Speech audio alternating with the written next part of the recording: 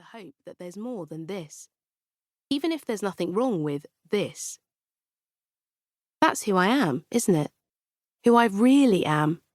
Not just the girl in the photographs of birthdays and holidays that line the walls of my house.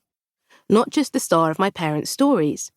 The ones they tell at the end of weddings, after the cake's been cut and they've had too much champagne.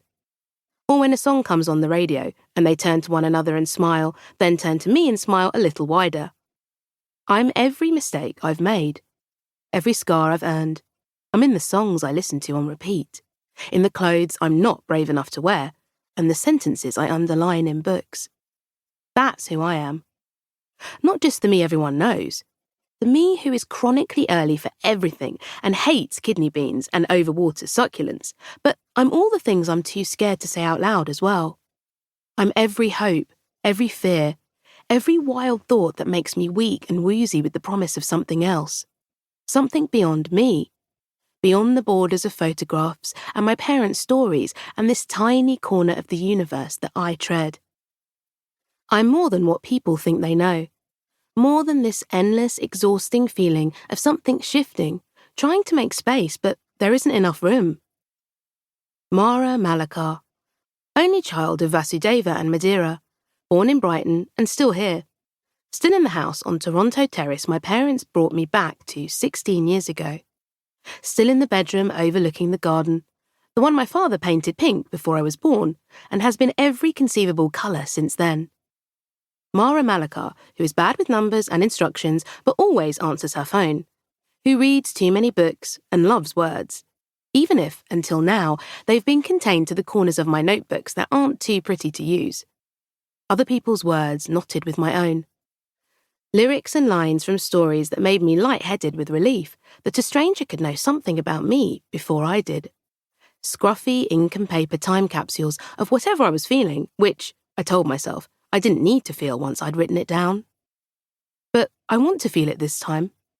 Even though this is all still so very tender, and every time I put any weight on those tender parts, I'm reluctant to do it again.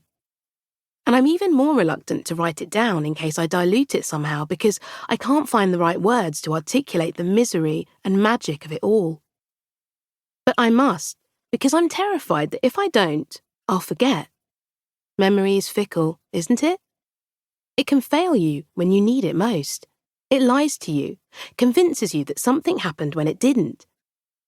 It will erase the things that matter, like hearing someone laugh for the first time and knowing it's a prelude to some great joy to come, and replace it with a tiny, thoughtless comment that returns to you months after you said it, unexpected and uninvited, to make you doubt who you are.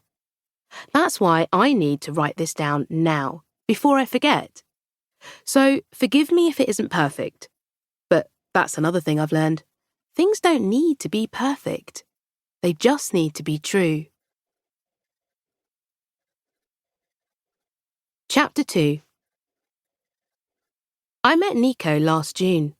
The day began as every Sunday morning had until then, with me waking up to my friend Michelle snoring gently beside me, swaddled in most of the duvet, and my parents moving around downstairs, laughing and singing along to Joni Mitchell while my father made pancakes. It's one of my favourite traditions, waking up on Sunday mornings to Michelle, Joni Mitchell and pancakes. Given how many we have now, that's saying something. But you just do things, don't you? Then you do them again and again, without even realising it. That's how they become traditions, I suppose. Tiny pebbles of joy that disturb the monotony of running for the bus every morning and homework on Sunday nights. Joni Mitchell and pancakes.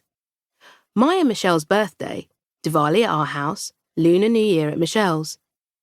I should say now that Michelle and I are just friends, because when you're into girls and you speak about someone the way I do about her, it's often mistaken for something more. For some unbearable, unrequited crush that has left me pining and miserable and settling for being her best friend. Nothing could be further from the truth. Michelle is, in every way other than blood, my sister. Our parents were friends before we were born. Before Mara and Michelle, there was Mads and Nicole. Mads and Nicole and Vaz and James. We were born 4 days apart and grew up next door to each other, running in and out of each other's houses with scrapes on our knees.